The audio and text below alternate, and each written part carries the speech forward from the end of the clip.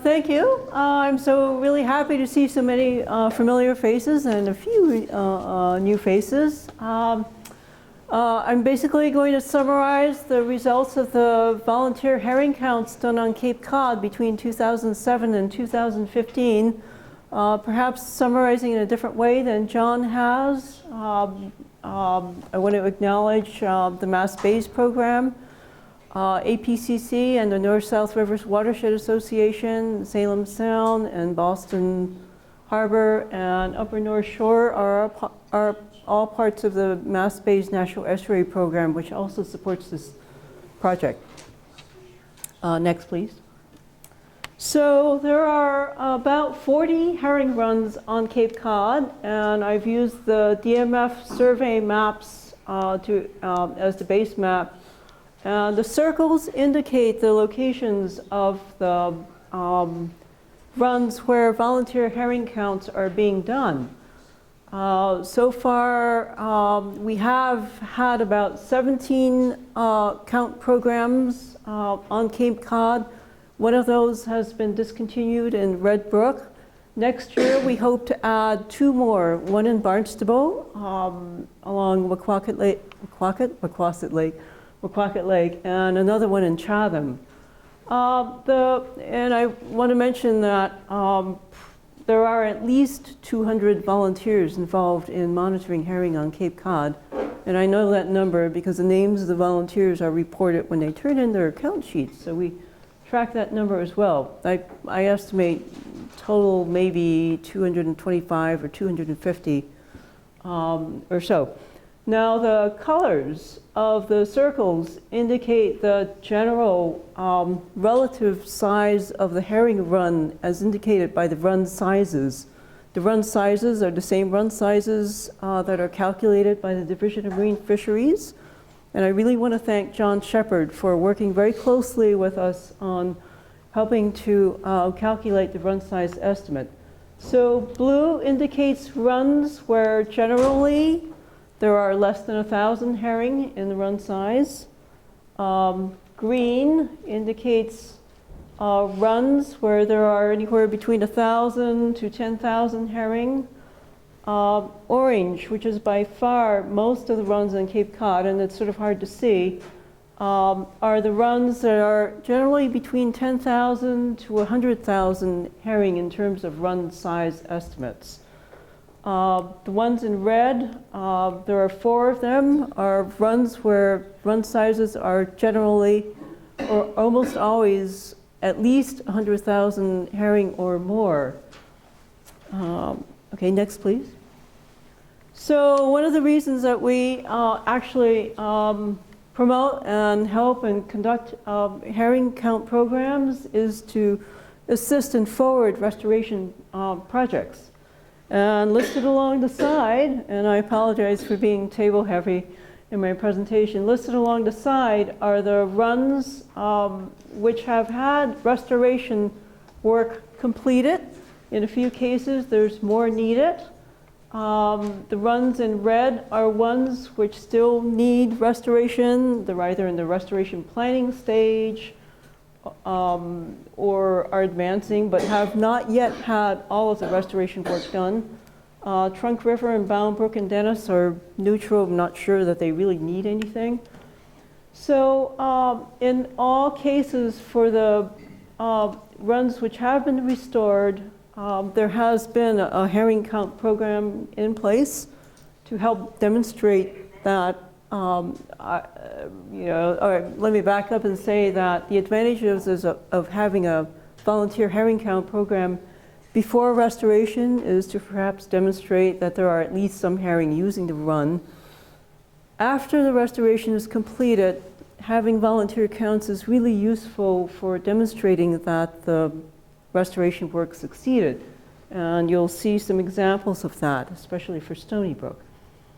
For the runs which still have restoration work that's needed, there are, in all cases except one, volunteer count programs in place. So that's one of the primary reasons for having a volunteer count program is to support restoration projects but it's also a very popular activity in springtime when everybody is just aching to go outside, and you wouldn't know the number of phone calls I start to get in February asking me, Joanne, are we going to have a count program this year? And I say, it's February. I hope so. Next, please. Okay, so I tried to make this font as small as I could. This is the handout and the back table. This is the summary track sheet that we keep for all of the runs on Cape Cod where APCC is involved or has access to information. And the only one that I really don't have very good information for is our Trunk River and the Marston's Mills River. Marston's Mills River in Barnstable, but I see that it's on DMF's summary. Yeah, there's going to be a test.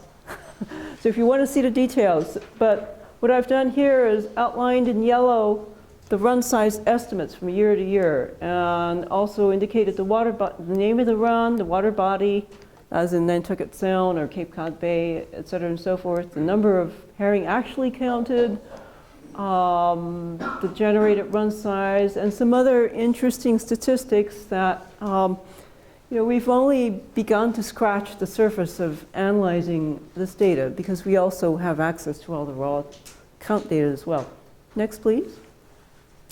So for 2015, what I've shown here is just the run sizes for the Cape Cod runs where enough count data were collected in order to generate a run size estimates, and the run sizes along the vertical axis, names of the runs are along the bottom. Cape Cod Bay runs are listed in blue. They include Stony Brook, Bound Brook, and Dennis, Herring Brook in Eastham, Herring River in Wellfleet, because there are several herring rivers on the Cape, Tom Matthews Pond in Yarmouth, and then one run on Buzzards Bay, which is Cedar Lake. That was a restoration project completed in 2013. And then the other runs in green are on Vineyard and Nantucket Sounds. And I've left off, not intentionally, but because I didn't have the results for Pilgrim Lake in Orleans, which actually discharges to Pleasant Bay. So the green runs on Vineyard and Nantucket Sounds are Coonamessett River, Mashpee River, Quashinet River, Santuit, and the Herring River in Harwich. The four largest runs on the Cape, I'll go backward and go back to that map. The four largest runs on the Cape generally are the Mashpee River and Santuit River in Mashpee, the Herring River in Harwich, and Stony Brook and Brewster has joined the group of runs that generally are more than 100,000 in size, and it used to be in the group that was in the tens of thousands. So we believe that the restoration of the tidal restoration in 2010 and the fish run restoration completed in 2013 really made a difference. So what I'm going to do now is run through some time series plots for some of the major runs, not all the runs. This is Stony Brook from 2007 to 2015. The run sizes are on the left. And 2007 was when we started the Stony Brook Volunteer Herring Count Program. It was APCC's first count program, and we kept monitoring. This group has numbered anywhere between 10 to 20 individuals.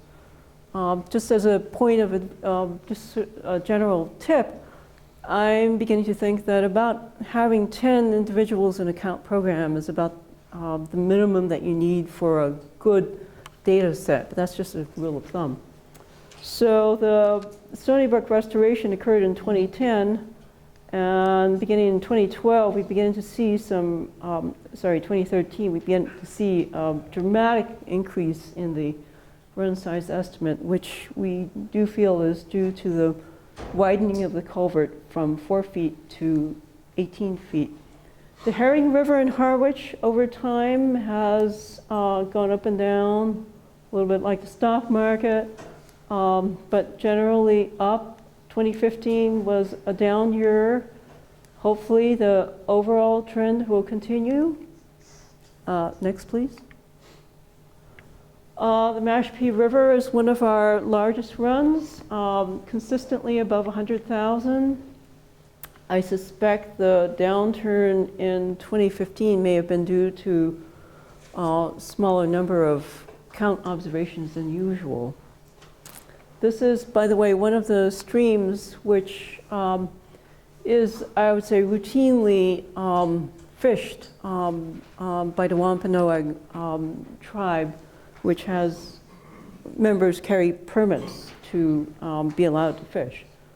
Next, please. Pilgrim Lake in Orleans. This is an example of a small run. It's generally in the thousands. This year, I didn't include the number because I didn't have it, but I see that it's around 4,500 or thereabouts, so it would be about here. It's a small run, but it's an example of a run which is an excellent eel run. So despite the fact that the herring run size is small compared to other Cape Cod runs, it's an excellent eel fishery. Next, please. The Herring River in Wellfleet. The Herring River is the site of a proposed tidal restoration at the mouth of the river. The count at the Herring River in Wellfleet is actually done much further upstream in the freshwater portion. And Herring River has sort of dipped down and gone up and dipped down again. It's a very dedicated group, the Friends of Herring River, which are monitoring the stream. So these are, these appear to be wide swings, but again, it's still sort of consistently in that tens of thousands order of magnitude. Next, please. So thinking about water temperatures, as a the general rule of thumb has been that the herring will start migrating when the temperature is 10 degrees Celsius or 50 degrees Fahrenheit. And we went through all of the dates when the first herring were counted by volunteers and then looked for the corresponding water temperature on that at that count and averaged all of those up. And lo and behold, the average temperature when the first herring are counted by volunteers is 10.7 degrees Celsius. That's pretty close. The range of temperatures when the first fish are counted really varies a lot, however, all the way from 3 degrees Celsius up to 15 or 18. So we've learned, just to sort of be proactive and think about starting to count before the water temperature reaches 10, just checking the median water temperature.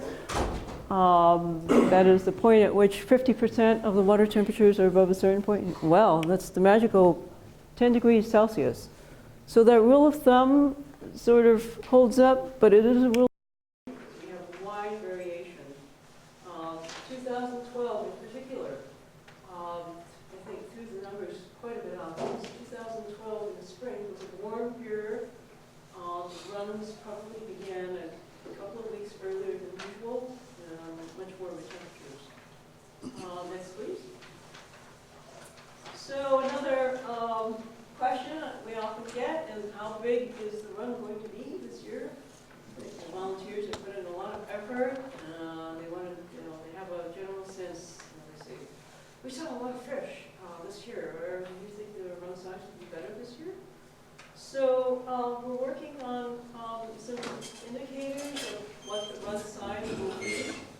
And this is estimated run size, and this is the number of fish counted, a very direct number which you can track. That's possibly one indicator. What I'd like to say is ask is, how does estimated run size vary based on the number of fish counted? And there's sort of a straight line with a little lot of scatter about it. So the way to use this is, if you say count 5,000 herring, and that's when you collected all your data at the end of the spring, you might be able to say, well, okay, 5,000 herring counted along the bottom lead up to this line, and maybe that translates to 50,000 run size or more. So it's just kind of a general rule of thumb. In general, the more herring you count, probably the bigger the run size will be.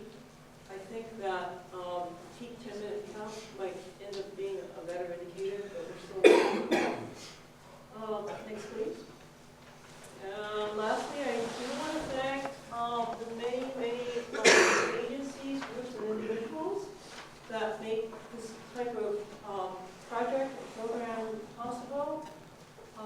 First and foremost, the Division of Marine Fisheries for developing the method and for developing the software method to calculate run sizes. And NOAA's Restoration Center for supporting the concept of a volunteer count. The Mass Environmental Trust for a grant to the Northwest Watershed Association and Mass Bays. I should mention that the Mass Bays program provided 2 research and planning grants to help get the river herring warden network going in 2011 and 2012. And that grant program is going to open again, hopefully at the end of October. So we'll be looking for proposals, and many volunteers and herring wardens, towns, organizations like Bass River Rod and Gun Club, very dedicated counters, and funding organizations and donations and so on and so forth. So that's it.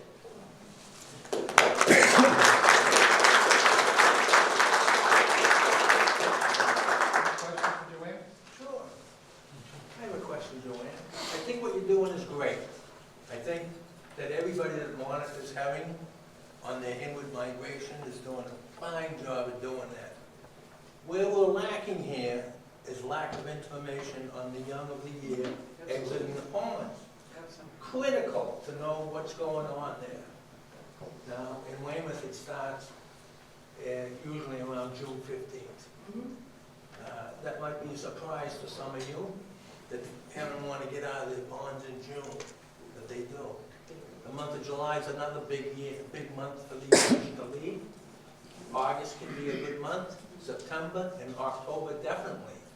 Now, if you want to provide a steady run, and you want your runs to fluctuate less, the water for the exiting of the young of the year should be maintained as a steady flow, as best you can do in your town. In Weymouth, we've had to petition other groups to put pressure for the release of water in our town. And one of the agencies that helped us in the town of Weymouth is Save the Bays, Save the Harbors. They've spoken up to us, for us, in the town of Weymouth.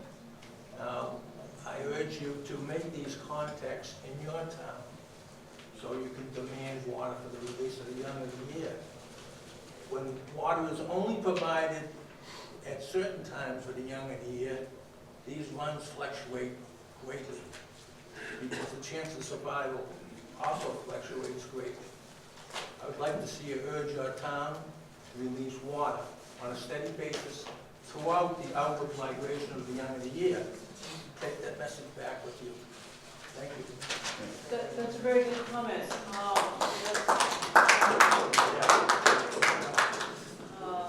The young of the year start migrating out generally in Utah. I'd say at least by the last week of June, early July, they continue. And I know water control is an issue for some towns because there are often water control structures at the outlets of ponds. Ponds in Cape Cod are generally groundwater fed. So the level of groundwater often dictates what that level will be. But obviously it's critical to have that water flow for the outbound fish. Yes. Yeah. Joanne, one thing that, pulling all the talks together, one thing that certainly jumps out to me, you brought it up, and so did Ben, about some of the anomalies, for lack of a better word. We're obviously all interested in the big picture, what's going on overall with river herring. What might be really interesting or valuable to look at would be to hone in a little bit more on what you mentioned, and Ben as well, on active management of a run, dam removal, new fish ladder that didn't exist before. How much of some of the trends that we're looking at right now are potentially due to those manipulations versus we may have expanded the spawning habitat in the past couple of years by X number of thousands of acres of spawning habitat and access. Is our potential increases that we may see in total number more attributable to just simply opening stuff up rather than the stock is doing any better? It may actually be doing much worse. It's just that they have more spawning habitat. So we're doing Band-Aids, and they're good Band-Aids, but comparing runs that have had opened up double their amount of spawning habitat versus some that have had no change, are we really seeing the upticks only in the areas that we've expanded spawning habitat? When you look at Acushnet, Merrimack was from stocking, Stony Brook, Town Brook, Mystic, those are all potentially, and others, from manipulations. So the baseline change, comparing old data to new data, we've opened up habitat, so we're comparing a little bit of apples and oranges. I hate to think that way, but that may very well be. I think it's a very good point. You know, when we're trying to use trying to glean as much information out of the run size estimates and the other data that we're tracking as well, you know, the question from your restoration grant agency, frankly, is can you show that this project had an effect on the fishery? And, you know, I think there has been, there are several cases we can point to where the restoration clearly had an effect on the fish being able to migrate. One of those is the Sean Pond fish ladder and sandwich that enabled fish to actually physically reach the spawning pond after 30 years of not being blocked off. And I think the other is Stony Brook, where the consistent increase is just so tremendous that there is no other way to account for it. But we haven't done the analysis, and I don't know how to do this, of comparing the relative increase or changes in run size against the bigger picture, like the difference. For example, Bound Brook, I believe the Bound Brook run size this year decreased a lot, and Bound Brook is near Stony Brook. And I have had some people suggest to me, well, because the Stony Brook pond was restored, does that mean that the fish will instead go to Stony Brook instead of Bound Brook? I don't know. Without doing genetic studies, you don't know the answer to that question. But I think it is a good question, you know, what is the overall amount of herring present, where are they going, and what do these little changes mean? Well, if I could just, for 1 minute, I know I don't want to get too far behind, but maybe we could take this up while we eat pizza. Because I have a meeting with the Brockton Water Department right now to go tell them to not divert water from our pond, because we want our juveniles to get out. So I have to go do that, and then I'll be back. That would go for the other pond that it gets diverted to, right? That goes to Ed. It's a whole thing. So if we can do that, that'd be great, and we'll be back at 1, right? Yeah, we'll start up everyone again. Actually, if I just may, I got so excited to start the meeting this morning. I didn't get a chance to have everyone stand up and say who they are and where they're from. So maybe to help you find each other at lunchtime, we just go through really quickly. So say your name and what town or what river you're from. Jim Schneider, West Greenwater, Town of Fishery. Allison Roy, USGS at UMass Amherst. Julianne Rossett, UMass Amherst. Phil Lofgren, Weymouth Herring Run. Bill Hinckley, Mass Environmental Trust. Heinz Prof.